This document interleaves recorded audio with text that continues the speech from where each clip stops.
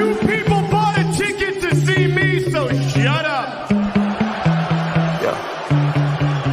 Sometimes I get so mad, there's no control. Ladies and gentlemen, just in case you live under a rock, I might you grab are a looking bat, I at the don't know, my youngest rap, and my blood fastest boils rising over like, star in oh God, here professional goes. I wrestling lost all today. feeling from my head to my toes. You said some shit that I can't let go, so just stay tuned for the rest of the show. So have you ever felt betrayed? Switches how you see things, realize something needs change. Cause I know you got me fucked up, let me show you what's up. Cause enough is enough. I'll take a face full of pavement just to make a statement. I know there's no turning back. Oh God, adrenaline wasted, so mad I can taste it. I know there's no turning back. I'll do what it takes, I ain't making mistakes like that. I'll bleed on your face just to make you go take it back. I'll lose my shit, I go crazy when I'm mad. And now you gon' wish you was just a fuck up real bad. Shut up. Be the villain! And I have no problem at all, because I couldn't care less if you like me or not. I'm here for success, and there's no one more successful than Grayson Waller. Yeah! Let me talk to you! War game. Salute everyone. Welcome to the Hill of the Ring podcast here with Joe's BX for Jedi Kev. Salute to everyone that watches here. We're going to talk WWE wrestling, the week of the wrestling world. Let's get right into it. The elephant in the room, the one and only CM Punk has returned. If you're living under a rock, like MJF says, you are not aware that he has returned to the company. Mr. Phil Brooks last week here, we did the watch along, and to see him return in Chicago, I mean, it caught everyone by surprise, including, I kind of had an idea with it, but I mean, the surprise of when they brought him out.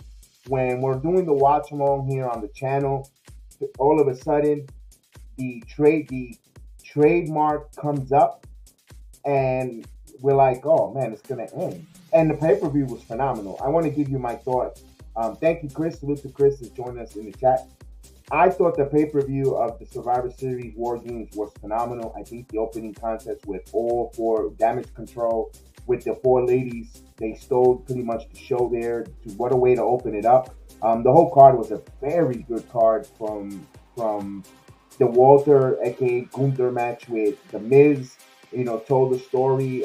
Miz wants another shot, and we'll get into it as we go along here. Just to give you a recap of Survivor Series, Randy Orton looked like in phenomenal shape coming in there. That story they told us in there with the men's War Games was another good War Games matchup. It was phenomenal, and I really enjoyed that card. And then when Punk comes out, it was like the caveat. You add cherries with not just the cherries, but extra sprinkles on the Sunday that was War Games. If you were excited to see, and then all attention was for Monday Night Raw. What's going to happen on Monday Night Raw?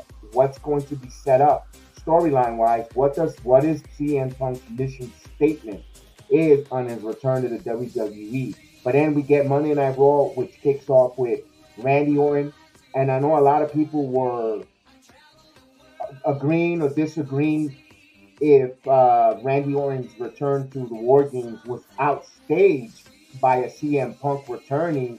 And I had that good debate there on Weekend Reactions on the PUWF podcast there. Shout out to Mr. Alex Coquito and friends there. I was with Misfit Nation, with D-Rod, Dennis, and the other two gentlemen, that I forgot your names, that I'm learning them as well. But we all were there. Check that out on Weekend Reaction. I want to give them a plug. They do the PUWF podcast is for the unappreciative wrestling fans. So I wanted to give them a shout out. And they hosted that program and invited myself to go on, and we talked about the CM Punk return. And I thought that Randy Orton was not outstaged by CM Punk, because Randy Orton did get his big pop in the War Games.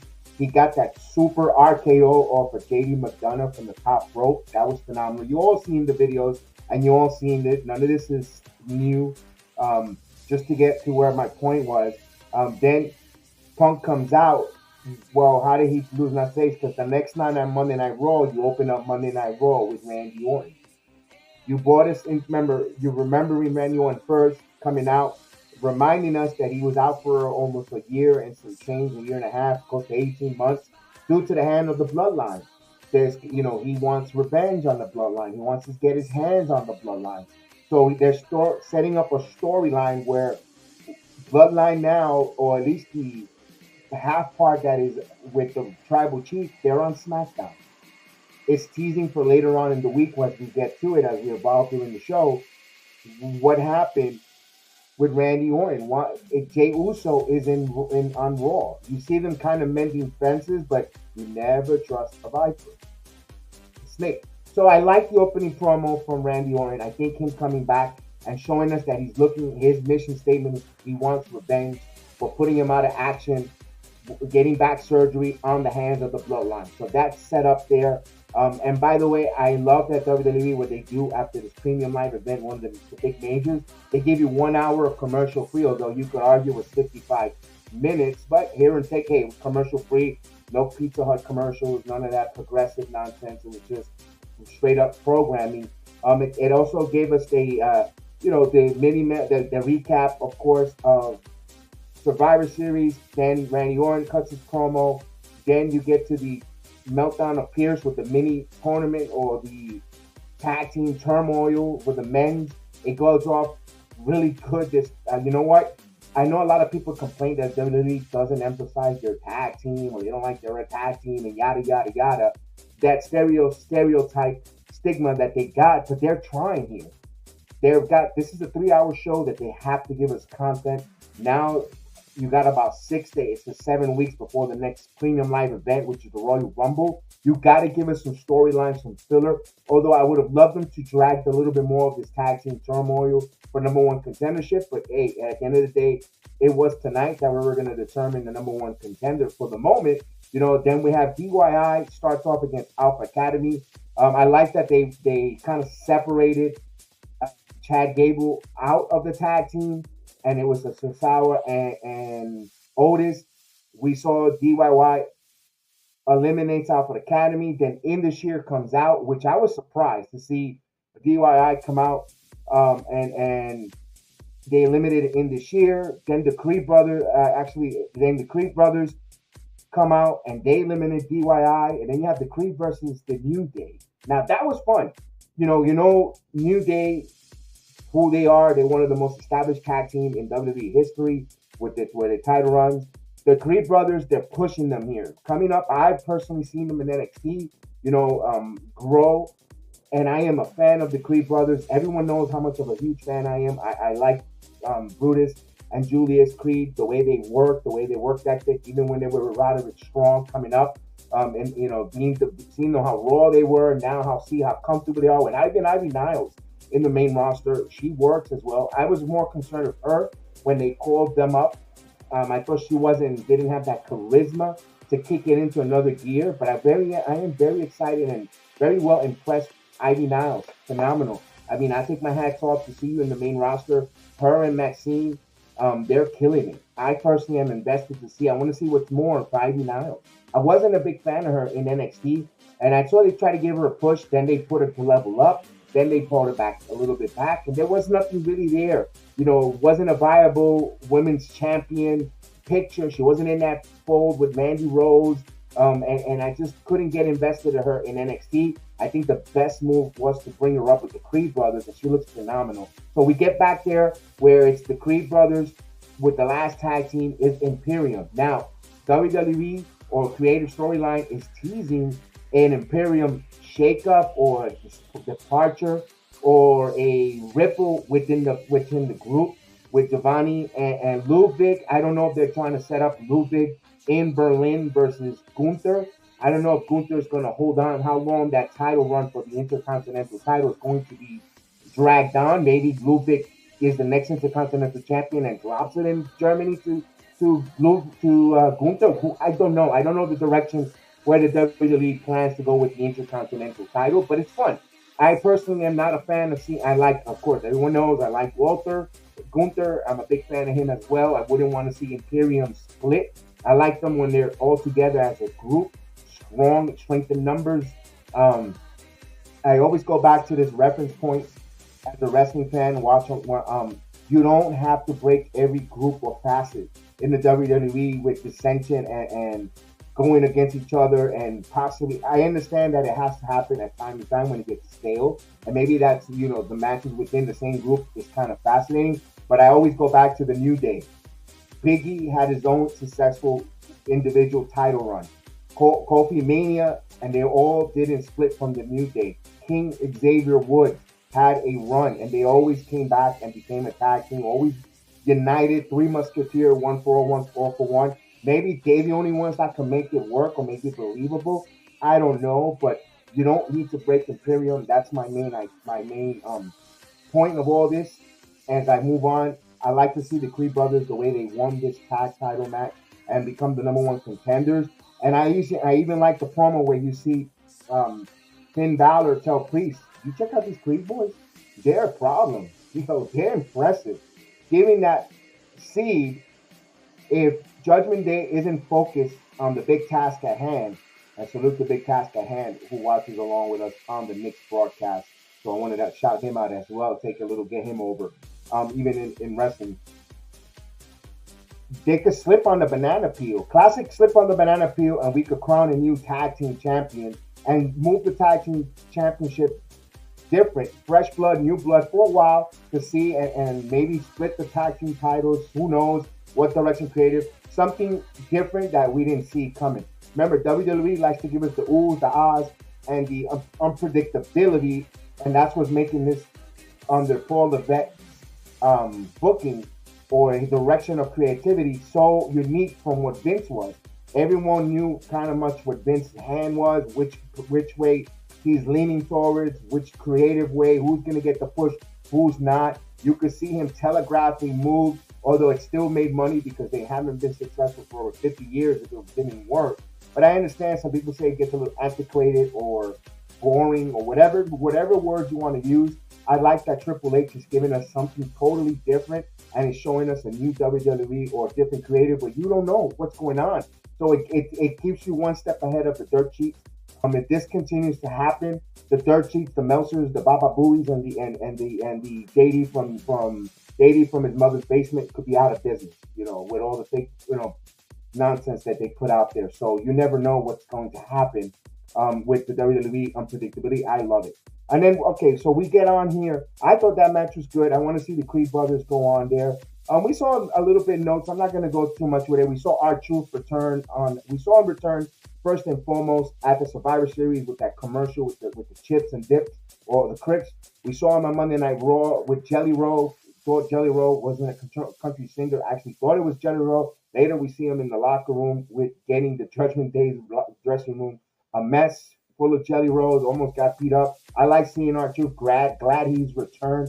Fully healed. I was there that night when he went for the failed moonsault and got injured against Grayson Waller on that live taping NXT. I was in the building to see Truth. The energy he brought, everybody was excited to see R-Truth in action. I knew, even though we knew that Grayson Waller was going over, but just to see him, that nostalgia, to be part of the crowd, to be part of the sing-along, and then he gets injured was deflating. Good to see Truth back personally. It was great to see that there. And I'm enjoying this. The next match here was one of my favorite, was Ivar versus Big Bronson Reed. Me being a big man myself, seeing those two behemoths in there going at it with the moonsault. I know everyone with the double disqualification, no contest, pretty much. I loved it because now they could run it back, and we want more. I want to kind of see a stipulation match between these two. Either a last man standing, something where not a Viking rules match. You got to give that a little bit of a rest because it doesn't really resonate too well. I want to see something different between these two behemoths. Ivar, one of his best thing in this 2023, and I hate to say it, was the injury to Eric. Eric, get well soon, get back in the ring, Viking Raider, but this allow your partner to take the minute to take the ball and just ascend and become a really good worker. His matches, with Kingston, with here with Brunson, his in-ring has gotten so much greater, or the opportunities that he's been given, he has taken the most of it. You got to give Ivar a huge push, well-deserved, earned, because he worked his ass off. And Brunson Reed, I am a huge fan of Big Brunson Reed.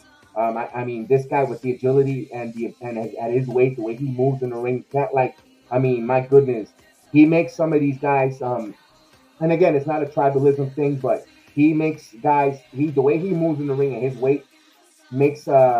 I rather watch his match, big, strong, than a Barquinho match. So Barquinho, all it is tricks and Carney moves. I had to say it. I'm sorry about that, but I had to say it. Okay, we saw Nakamura cutting a promo. Who he wants. We finally figured out who he was targeting was Cody Rhodes. He wanted a piece of Cody Rhodes. He missed Cody Rhodes in the face. He got him. Now we set up, and now Cody has a program. It could go into Royal Rumble. It could even go into Elimination Chamber. Where it's not enough, and now that gives you something where Cody could now get, have something to do, and not say when is it inevitable when he's going to get back to Roman. You got some filler for the next few weeks trying to chase Nakamura. Nakamura doing the classic heel runaway, or you know what, I gotta go in Japan. You gotta wait, and I love it because you could buy some time, right? And I think those matches between these two guys, with Cody and Nakamura, are going to be phenomenal. We got a women's match, Nia Jax versus Zoe Stark. This one kind of had me head scratched. I know there's a lot of people in the internet cannot stand Nia Jax. Not a big fan. I'm a fan of Zoe Stark, watching, of course, going to NXT, seeing Zoe Stark. Had that match with Rhea Ripley. We all knew Rhea Ripley was going over. I kind of wanted to see Zoe Stark continue her momentum and her heat. Not her heat, but her momentum. I know she lost, but you can still get over without going over. To see her lose to Nia Jax had me head scratching. I'm a fan of Nia Jax too, because I thought the poor woman of choice was put here with Zoe. I think I would have liked to then Zoe Stark to win, but then I didn't want to, who you put Nikki Cross to her to squash her. Natalia's in a tag team situation right now. I guess Nia was the right one to tag here, but I was surprised at the outcome for Nia. I guess they're going to tease now it's Nia's turn to take a shot at Rhea Ripley now, maybe setting it up or building for the Rumble, to see those two ladies there. I kind of want to see now what's going on with Raquel Rodriguez, maybe Raquel and Zoe. It's interesting to see what's going to happen, or they're going to announce who's the Women's Royal Rumble. We still got time to filter it. Who will be the first entry in that Women's Royal Rumble, if there is there, and it'll be interesting to see that, in my opinion. And then speaking of Natalya, because she had a match later on for the women's tag team title, her and against Chelsea Green and Piper Niven. I wonder how you guys think of Natalya and Tegan Knox as a tag team. I know people complain and say that the women's tag team division is totally garbage or trash. The internet is very cruel and harsh with the way they describe the women's tag team.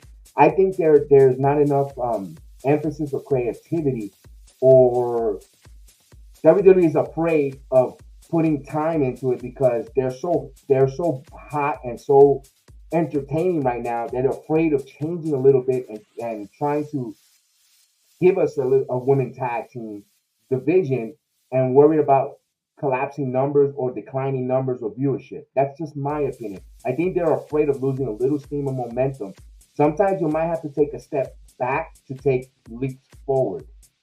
Why I say that? Because I think if you build this women's tag team division, there's enough mid-card women to make it a really good tag team division, because let's face it, the women's title is top heavy.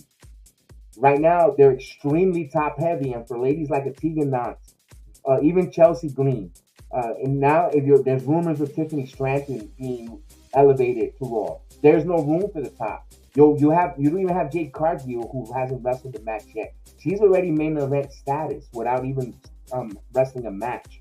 You got now Bayley. You have Io Sky. You've got Bianca. You have Charlotte. You have Becky. They're top heavy. You need something. If you're not going to make, and I've been a proponent of making a women's mid-card title, which they really desperately need, they need to emphasize the women's tag team. How you do that? You have Candice LeRae and Hindi Artwell. Make them dress alike. Make these ladies that are not going to be in the singles or they're going to make your tag team division, have the same matching gears. Try to get introduction music that will match together. Oh, there comes Indy and Candice. Here comes so-and-so, Natalia and Tegan. Here comes so-and-so. I think if you do those little tweaks and those little nuance, I know it's going to take time. Maybe you put a couple of women's tag team matches on main event. You have Kaden and Katana, hell of a tag team in NXT, and you could build on that. Ivy Niles and Maxine Dupree. Now you could make them part of Alpha Academy, Alpha Creed. You could mash them, have them dressed alike, and do all these different She's already doing the danky mannerisms.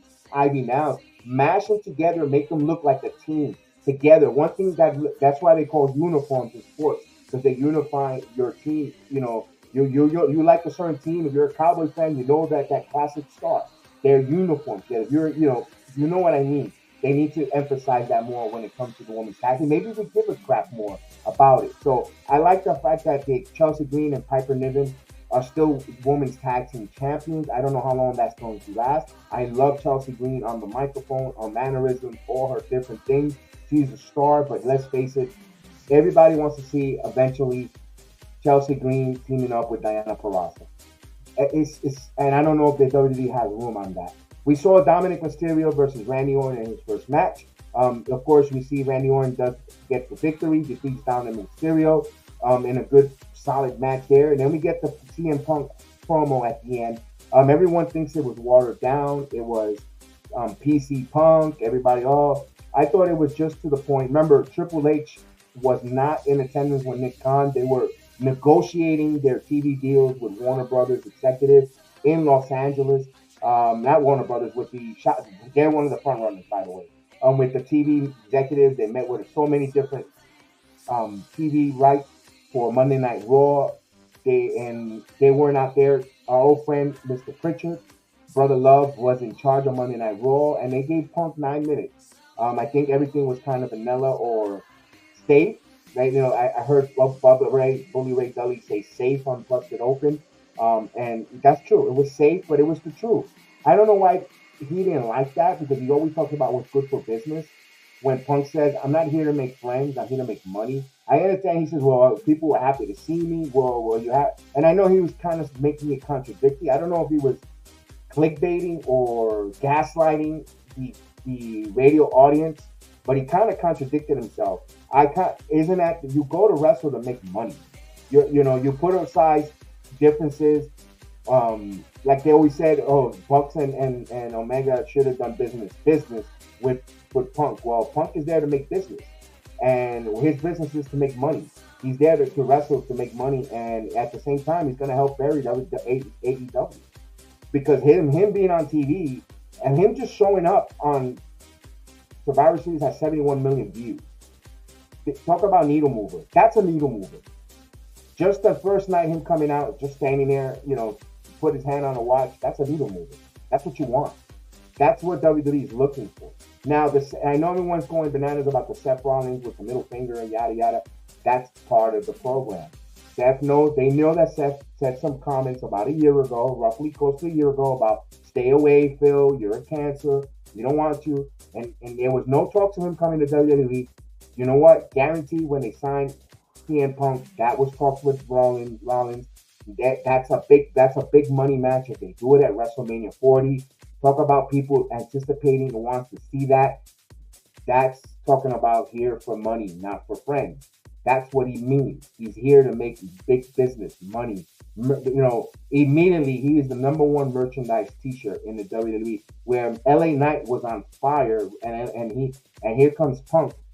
24 hours or 12 from Monday Night Raw, and that was the number one selling T-shirt immediately. That's needle mover. That's star power. That's making money. That's how you make money in this business, and that's how you keep salaries going and the venues and etc. That's how you multiply money, and that's what CM Punk did.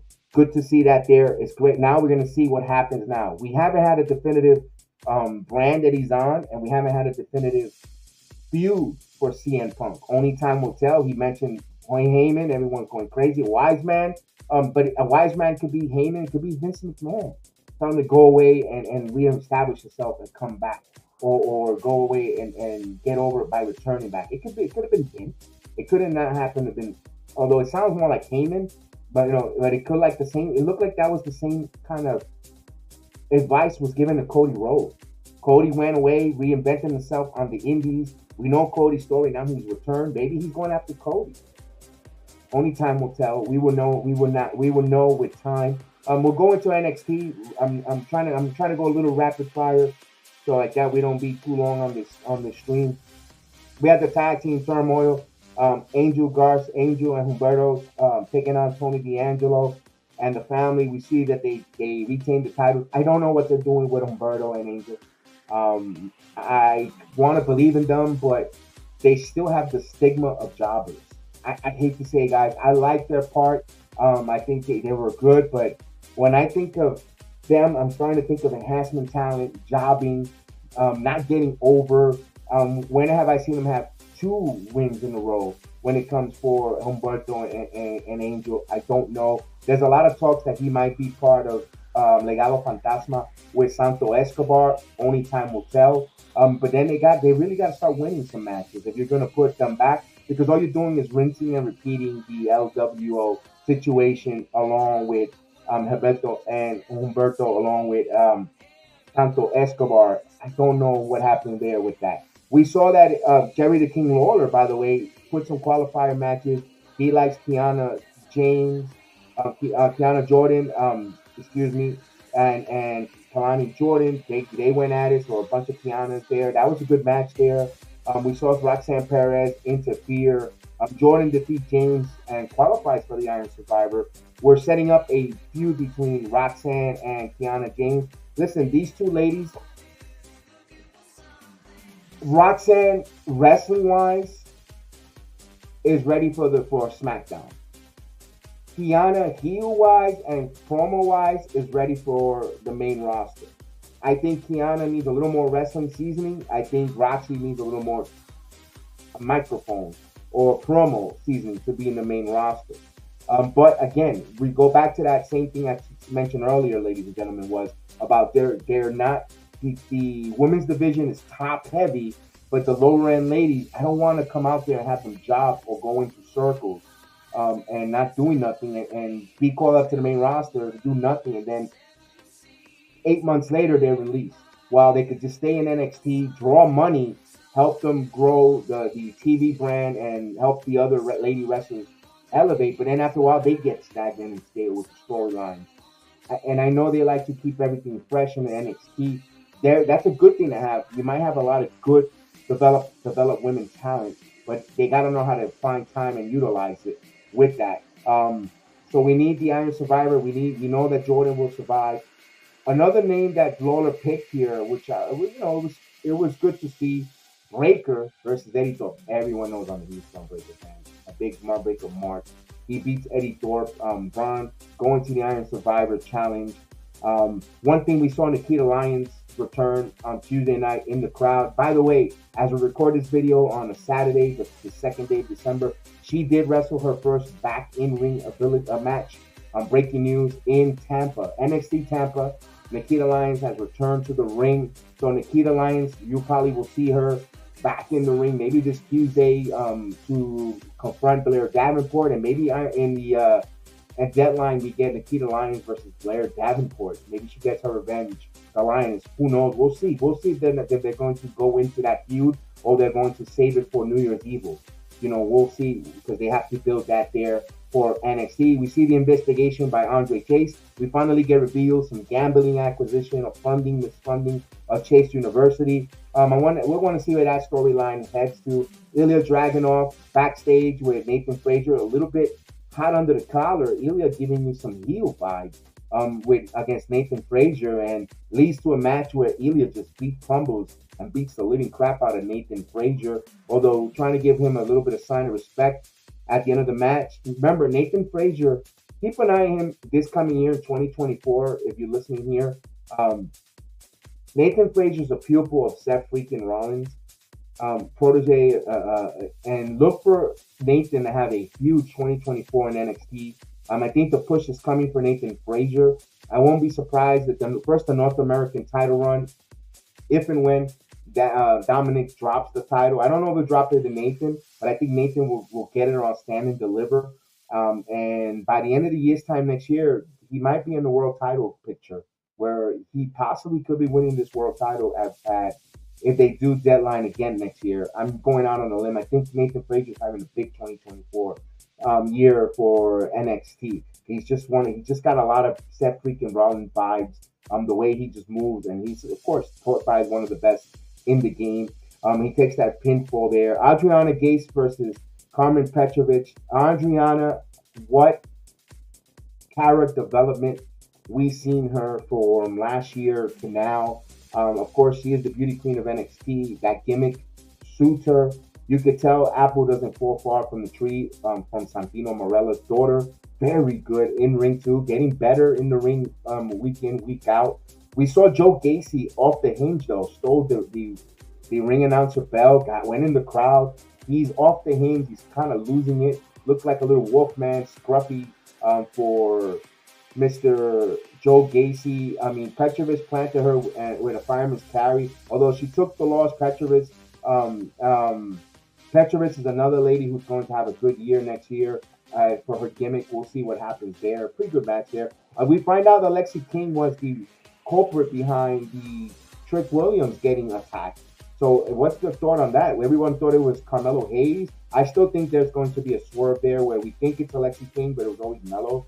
I think they're still going to revisit that. But Alexi King in a match with Brooke Jensen, that's a different one there. I think Brooke Jensen, it looks like Josh Briggs and Jensen look like they're going to split in the upcoming, maybe for like around Vengeance Day or Stand and Deliver. We'll probably see them in the ring one-on-one with each other to see on those two behemoths there, see what happens there.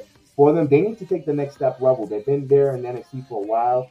Personally, I wouldn't want to see them break up. I would like them to get better as a tag team, and that's a tag team that you want to elevate to the main roster. You know, you got Pretty Deadly, some of the NXT tag teams, and we'll go back to the emphasis of the tag team in a moment. And the number one contenders match, this one was phenomenal. This was premium live event worthy.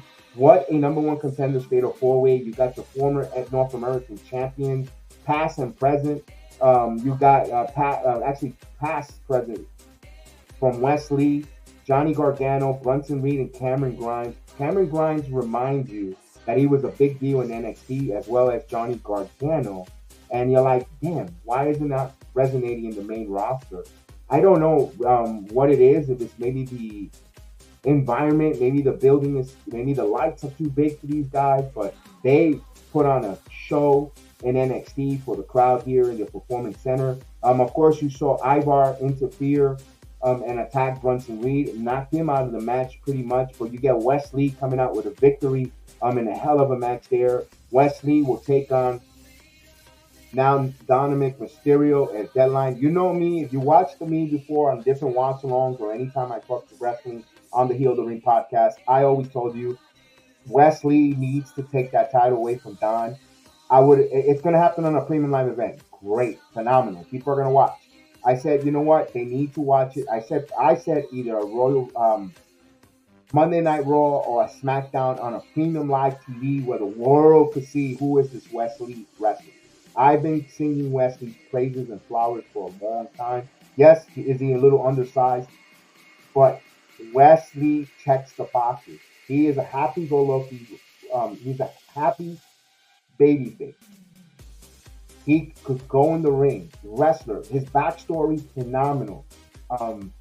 He checks the boxes as a babyface that you could bring up and see him rise as a mid-card babyface to be world champion once he keeps evolving and mature. You don't have to rush him to the main event picture. You could bring him up, and my God, Wesley to have a wonderful WWE career like a Kofi Kingston or even a little more greater.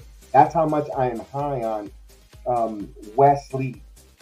He is phenomenal. I'm telling you, and I need the world to see who is this Wesley. When he be called to the main roster, they're like, who is this guy? Who? What? I don't know.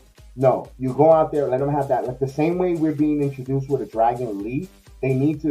And it's funny, they're both Lee. That's the way they need to show us and present us who is Wes Lee, because I think he sells money. Talk about in a world where the heels go over, you need a baby face like a Wes Lee.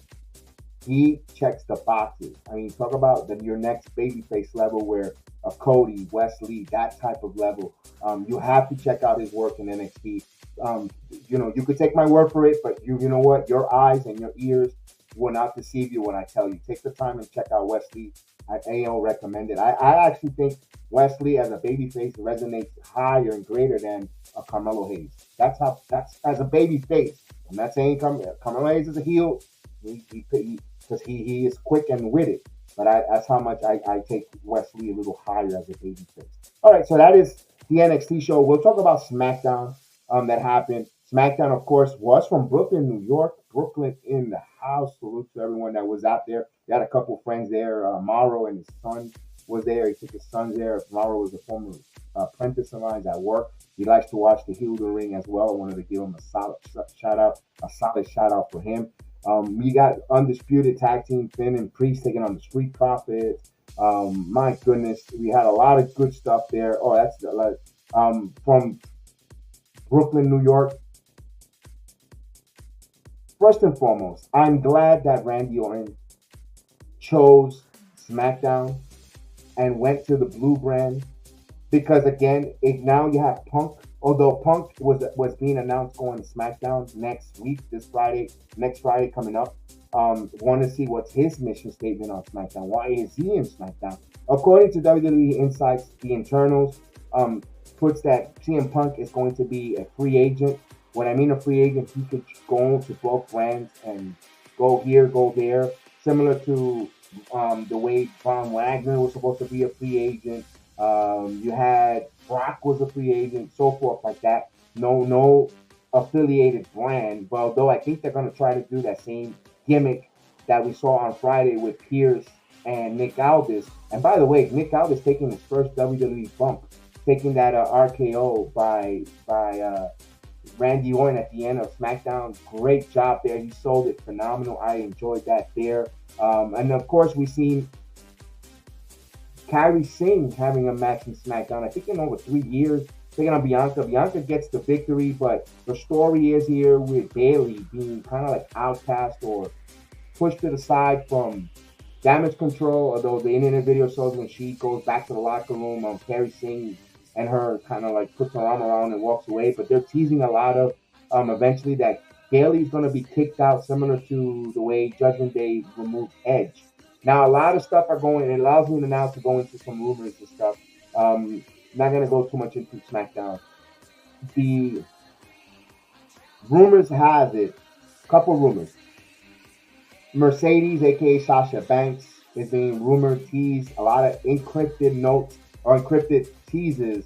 She is returning to the WWE. I know Terrence, who watches along with us and is part of the Heel the Ring podcast, says until he's there, he's not going to believe it. Like the way Punk with the rumors and the little teases and the Easter egg, he's going to hold reserve. I kind of want to think the same a little bit with him, but it's getting a lot of traction, a lot of steam. You know, even for Mercedes, Bayley, I heard Michael Cole made a couple of statements towards that, towards like a Bianca statement type of Easter eggs. Now we have to start watching before, and this is the great thing about WWE now lately, and we saw that from when the late Bray Wyatt made his return, the little Easter eggs. They give us those hints on who might return. We saw that now with Punk. We saw, although they could tell you that didn't happen until a week before Survivor Series, I'm going to say nonsense. I think they had this in plan. They always wanted to bring Punk in or tease it, and they put those little hidden messages there. When it got finalized, once he agreed on the behavior clause part of his contract, then it became official. I think they always wanted Punk, but Punk was reluctant or hold off or had his lawyers read the behavior clause and what could be done and all. And he says, am I going to be neutered in the WWE? Maybe I'm not going to be me. But then when he saw some of the flaws and he said, you know what, I could work with this, then it became official. That's just my opinion, ladies and gentlemen. That's just me opinionating, thinking that I think Punk was always coming. WWE knew he was always coming, but they were waiting for him to sign that behavior clause part of his contract. And he was looking through it, fine combing it, and having attorneys read it, where he could blur the lines where he can and be on board. So he, this is his last shot. This is CM Punk's last shot with any wrestling company. He wants his legacy to be well remembered, not tarnished as a company killer or difficult to work with, difficult for promotions or promoters, for locker rooms. Nobody wants that negativity in their stigma.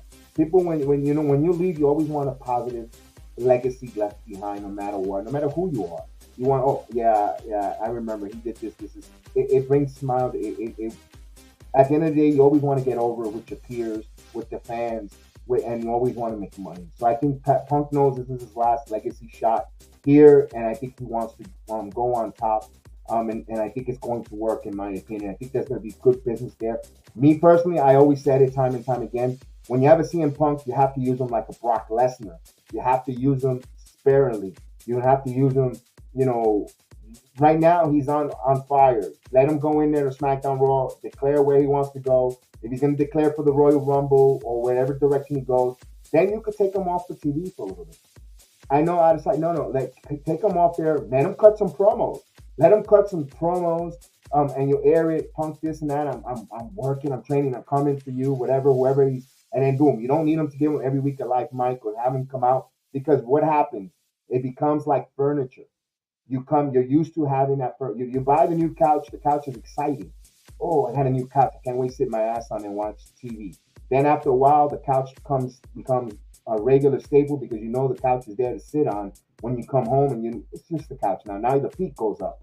Now you take a nap. Now the couch becomes a couch, and you don't care about it. That's what I don't want them to go Punk. When he comes, make it special. When Brock shows up, when you hear that intro from Brock, everyone goes, ooh, Brock, pop, funny, ooh, wow. I think with Punk, when you hear Cole's personality come sparingly, it will intrigue you. Go, ooh, Punk just happened. I think they could do that with some promos and vignettes, not to forget who he is for Punk. It's my opinion. Also, I addressed the rumors with Mercedes. I think Mercedes will be coming back to the WWE. I think it's going to happen at the Rumble. But then it makes WWE top heavy.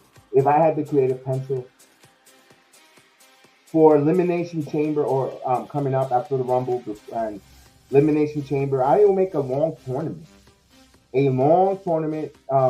Not points, for the first inaugural Women's Intercontinental Champion. Winner wins it out at the WrestleMania 40. I will have try not to get former world champion. If you haven't won a title before, make it different. If you never won a WWE world title, you may participate, although you have a Liv.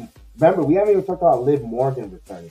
And personally, or if you don't want to do the tournament, make a night of a champ. Instead of Queen of the Ring, for the first ever Intercontinental Women's Champion, a pay-per-view with a Women's Intercontinental title, personally would be another route to go as well. And I will, if you have a lot of women returning, you have Liv Morgan returning from injury, you have a jacked up women's roster in the WWE, as we see, and I'll get to it in a second as well. I forgot to mention the United States tournament that's about to start off with Logan Paul. But I personally, if I had creative pencil, or if I had some influence in WWE, I would pitch that idea of the Women's Intercontinental title and why the WWE. And I go, another title in the WWE. I mean, this Intercontinental title could be showcased the way Gunther is showcasing his Intercontinental title on SmackDown and Raw, in NXT too. Let the titles ride on all three brands and even main event. It now becomes special, becomes meaningful. You can have that, there was a women's Intercontinental title on main event, and boom, and or on NXT as well. And you can have NXT women also involved at the higher echelon. So you're telling me a Roxanne Perez taking on let's go with someone in the main roster. Let's say I'm just gonna throw a name out, BFAB. For I know it's like, oh, I don't want to see it, but there's a title behind it because she's getting elevated. Maybe they get that elevation where maybe now they could get into the world title picture if they get over with the crowd. And there's so many ways to build talented women wrestlers, which they are in WWE, but sometimes the crowd don't gravitate to them. There's still that sexist viewership when it comes to wrestling. Yes, I said it. There's a lot of people out of dark match. Sometimes I get guilty of that.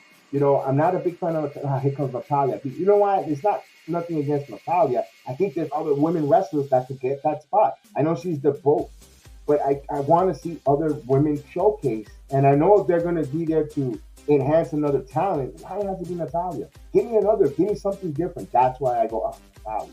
That's just me explaining myself. But I would like to see a all-women's pay-per-view, Queen of the Ring, with that.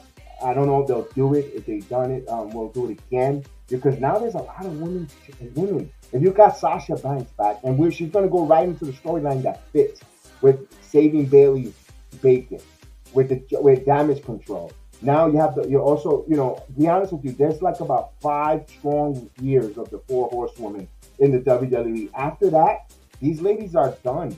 They're going to start retiring, or the bumps and the bruises get to them. They're in their mid-30s, early 30s for some ladies, and another 5 years they're getting close to 40. They want motherhood. Some of them are mothers. Some of them are bumps in traveling just gets so brutal. They want to be there for first day of school, become the soccer mom, all those things that naturally regular women that are not in the business get to do. They want to probably experiment that. And so I personally think the horsewoman has 5 strong years left in WWE, and you have to take advantage of that, and you have to, put this rocket ship and go with it, because you have now women stars coming up like the Cargill, like a Tiffany Stratton, Roxanne Perez.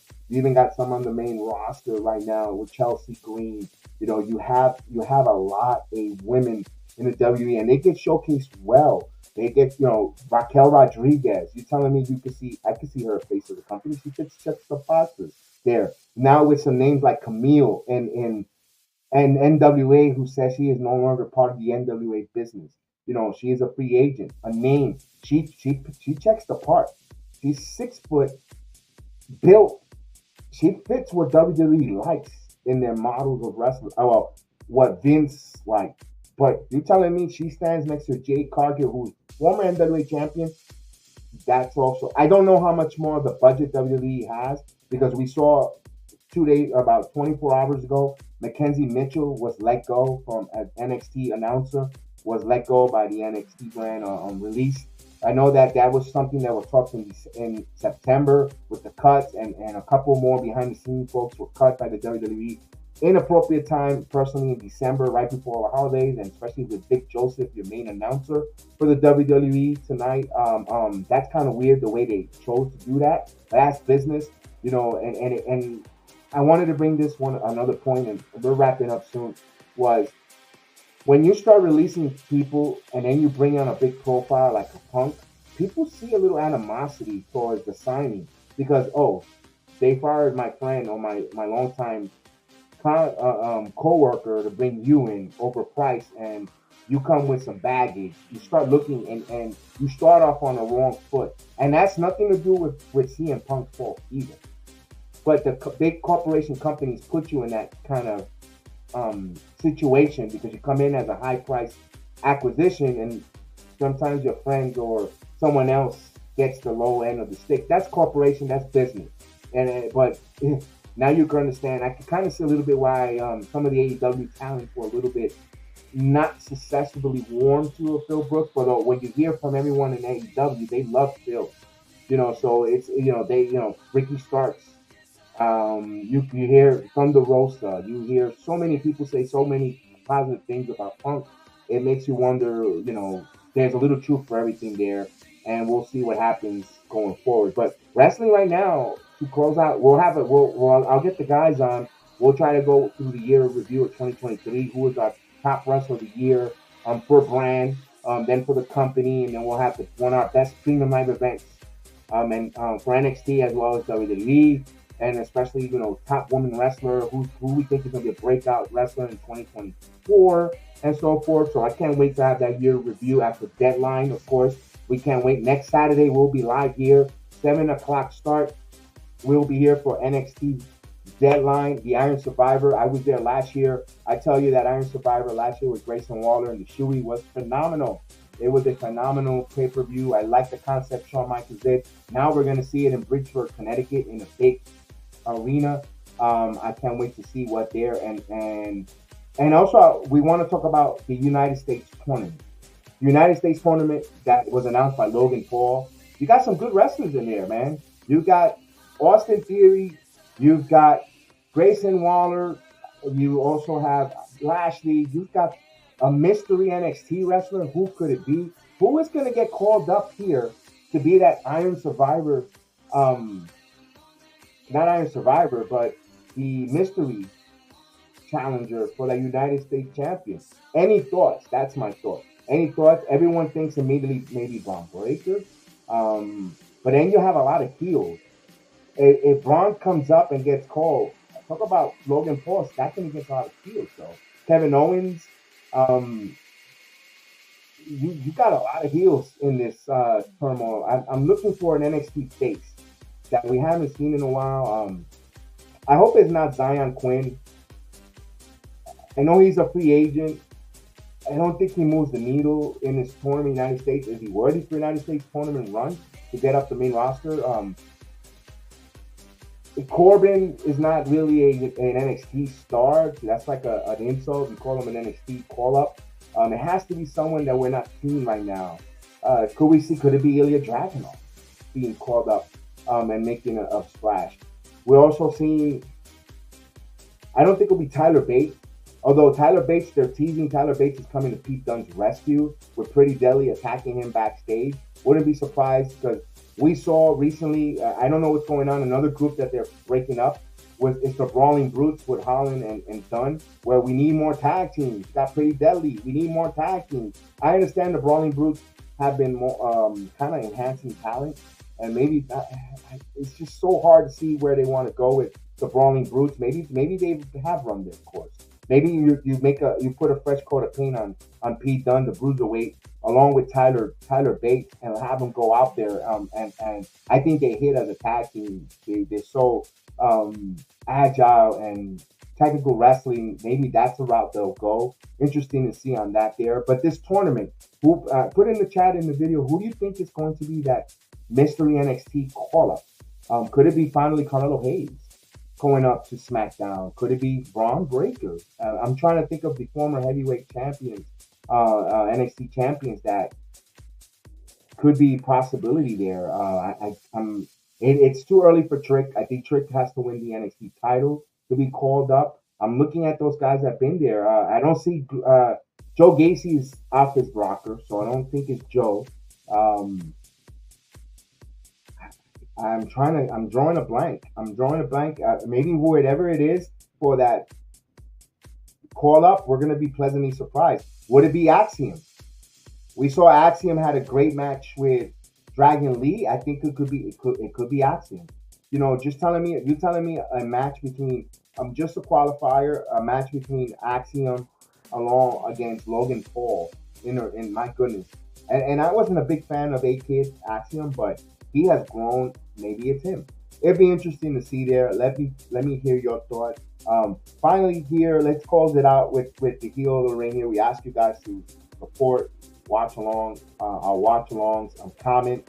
We will ask you, today was a great day for you guys to come and give me your thoughts and comment in here, not while we're doing the baseball games or the basketball watch alongs or the football. Although it's fun to have you there, but we cannot concentrate on the all wrestling when we're doing basketball talk, because a lot of the basketball audience wants to talk basketball. But we always tell you guys, come along and always put your comments in the wrestling video. That's why we're trying to do a wrestling Q&A or review, so we can have all your questions. And of course, on the watch alongs, bring it. We like it. We're here, we always hear every week. AOP, the Authors of Pain, they're signed with the WWE and they have not done nothing.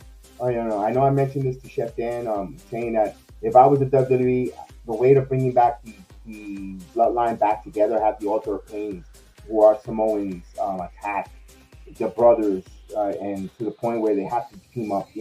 Oh, we got another threat, threatening the bloodline, and we don't know in the Altar of Pain, but that's for later down the road. They're talking about Bobby Lashley replacing the Street Profits with AOP because it seems it's not working. I don't know. Only time will tell. But we got a lot of build before Royal Rumble. Remember Deadline. We'll have a Monday Night Raw watch along. Watch along with us. Come on and join us. Grab your snacks. Monday Night Raw is going to be exciting. It's one of the fastest 2 hours because we have fun with Terrence and, of course, Tribal Chief Terrence, and we have Mr. Chef Dan as well as many others that come visit us from time to time. So we ask you guys to join, watch along, and thank you for all the likes. Thank you for those that are watching along with us. Remember, if you ain't down with us, we have 2 words for you. Just subscribe. We'll see you next time, ladies and gentlemen. Peace out. Again, see you later.